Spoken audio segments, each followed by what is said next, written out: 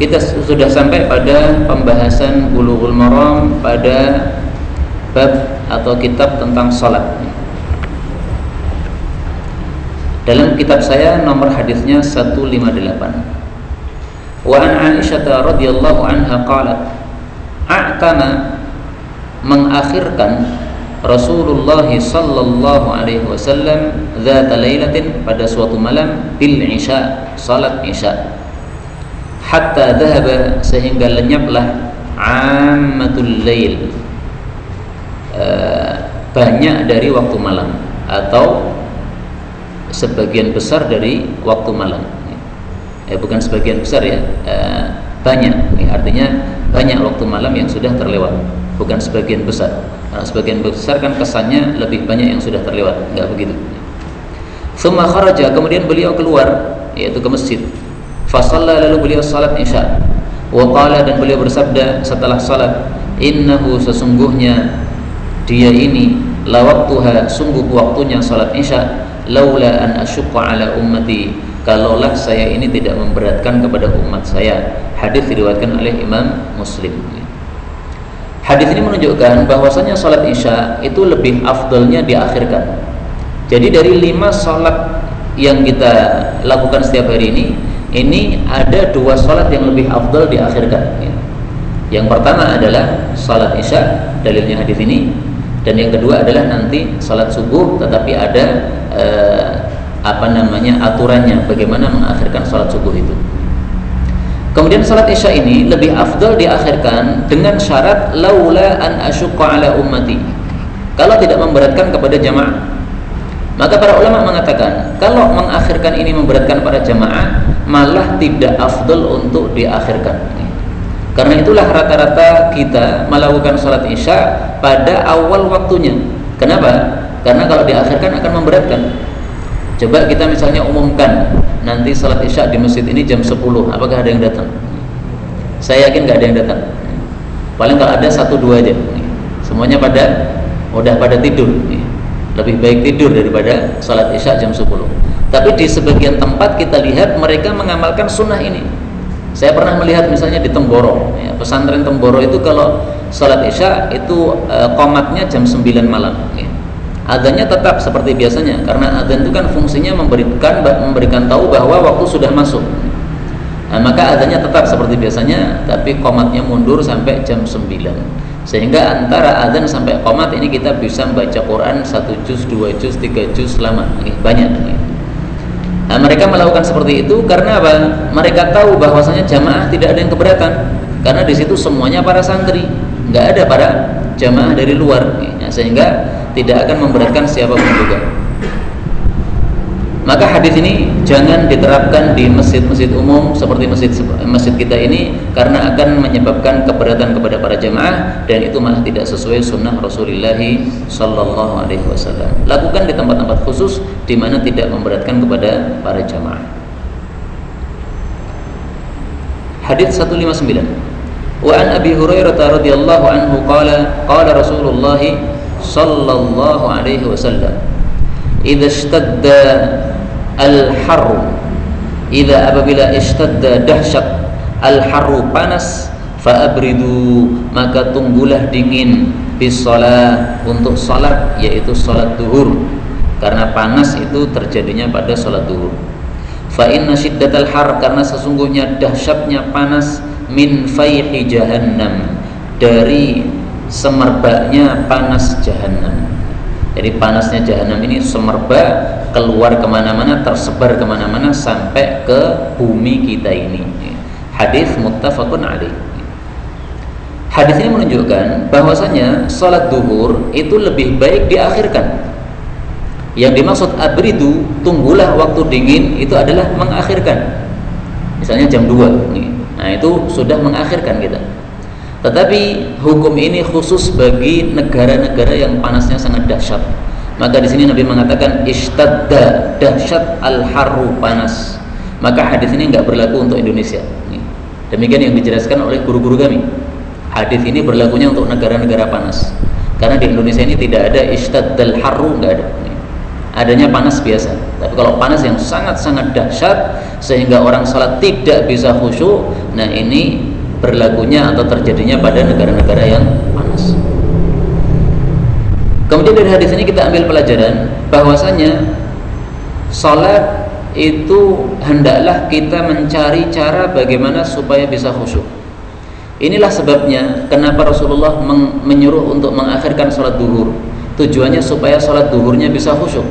Karena kalau panasnya terlalu dahsyat, ini salat duhur tidak akan bisa khusyuk. Maka beliau menyuruh untuk abridu, ya, menunggu sampai agak dingin. Nah, maka untuk Indonesia yang hadis ini tidak berlaku karena tidak terlalu panas, tetap saja makna atau hikmah dari hadis ini masih berlaku untuk kita. Kita merasa kepanasan pada salat duhur, terutama hari-hari sekarang ini yang sangat panas. Nah, maka supaya tidak terganggu khusyuknya bagaimana? Kipas angin dihidupkan, AC dipasang dan sebagainya. Maka masjid-masjid yang ada AC-nya itu saya cocok. Kenapa? Mengamalkan hadis ini dari sisi mencari kekhusyuan. Dari sisi apa? Mencari kekhusyuan. Nah, nggak tahu masjid ini mau dipasang AC betul? Kalau dipasang AC maka bulanannya, meterannya itu listriknya mahal. Saya pernah tanya di Kalimantan ketika saya di sana, ini listriknya berapa dalam satu bulannya? Mereka sebutkan berapa juta gitu. Apakah 3 juta atau berapa? Baik, kemudian faedah yang kedua, hadis ini menunjukkan bahwasanya faihi jahannam, neraka jahanam itu sekarang sudah ada. Karena Rasulullah mengatakan bahwasanya panas yang kita rasakan di bumi ini dari panasnya neraka jahanam yang tersebar kemana-mana sampai kemudian datang ke bumi kita. Maka siapa yang mengatakan neraka belum ada, ini bukan ahlu sunnah wal jamaah. Ahlu sunnah wal jamaah sepakat neraka sudah ada, jannah sudah ada, sudah diciptakan oleh Allah subhanahu wa ta'ala. Dalilnya sangat banyak dalam Al-Quran. Salah satunya misalnya Allah mengatakan uiddat lil kafirin, neraka jahanam itu sudah disiapkan bagi orang-orang kafir. Kata-kata sudah itu berarti sudah diciptakan. Allah juga mengatakan uiddat lil muttaqin, jannah sudah disiapkan untuk orang-orang yang bertakwa. Berarti sudah ada. Karena sudah disiapkan itu berarti barangnya sudah ada. Hadis 160, wa an Rafi' bin Khadij radhiyallahu anhu qala Rasulullah sallallahu alaihi wasallam. Nah, ini hadis tentang fadilah mengakhirkan salat subuh. Asbihu, tunggulah terang, bisubhi, untuk salat subuh. Kenapa? Fa innahu, karena sesungguhnya hal tersebut a'dhamu li ujurikum, itu lebih besar untuk pahala kalian. Hadis diriwayatkan oleh Imam 5, disahihkan oleh Imam Tirmidzi dan Ibnu Hibban. Ikhwah fillah rahimani wa rahimakumullah. Hadis ini jangan kita pahami sesuai tekstualnya saja, karena kita bisa sesat. Hadis ini supaya kita tidak salah paham harus digabungkan dengan hadis-hadis yang lain. Ternyata hadis-hadis yang lain menunjukkan bahwasanya Rasulullah itu lebih sering salat subuh pada waktu yang masih gelap gulita, berarti di awal waktu. Sementara hadis ini menyuruh kita untuk menunggu terang dulu supaya pahalanya lebih besar. Nah, bagaimana cara mengkompromikan antara dua hadis yang bertentangan itu? Mari kita lihat penjelasan para ulama. Para ulama mengatakan, fa inna as-salata idza uddiyat kama wasafna kana a'dhama lil ajr min an tusalla ala ghairi yaqinin min tulu'il fajr. Salat subuh ini kalau diakhirkan sehingga sudah agak terang, maka ini lebih besar pahalanya daripada dilakukan salat subuh dalam kondisi belum yakin sudah terbitnya fajar. Wa naqalat Tirmidzi an Syafi'i, Imam Tirmidzi menukil dari Imam Syafi'i, wa Ahmad wa Ishaq, dan juga Imam Ahmad dan juga Imam Ishaq, annahum qalu, mereka mengatakan makna al-isfar, yang dimaksud mengisfarkan salat subuh yaitu menunggu sampai terang, itu adalah ayyadhal fajr, ketika fajar sudah jelas-jelas terbit, fala yushakku fi, sehingga tidak ada lagi keraguan tentang terbitnya fajar. Jadi kesimpulannya, pengamalan hadis ini, akhirkanlah salat subuh, tunggulah agak terang supaya pahalanya lebih besar, itu adalah dalam kondisi ketika meragukan sudah terbit fajar atau tidak. Nah, itu. Kalau kita sudah yakin terbit fajar, nggak perlu apa? Mengundurkan salat subuh. Tapi kalau tidak yakin atau ragu-ragu, maka dalam hal kondisi inilah kita disunahkan untuk mengisbahkan atau mengisfarkan atau mengakhirkan salat subuh. Nah, saya ingin tegaskan bahwasanya sekarang ini para pakar falak mereka berselisih pendapat. Apakah jadwal-jadwal subuh yang dipasang di masjid-masjid itu, apakah itu sudah tepat ataukah tidak tepat? Ada yang mengatakan bahwasanya itu adalah jadwal yang salah, kecepatan 20 menit sampai 30 menit. Ada yang mengatakan itu sudah benar. Nah, perselisihan pendapat para ulama falak ini menyebabkan kita ragu-ragu terhadap jadwal subuh yang sudah tersebar itu. Dan kalau kita melihat dengan mata telanjang ke arah langit, kita tidak akan melihat fajar. Maka ini kondisi meragukan seperti ini.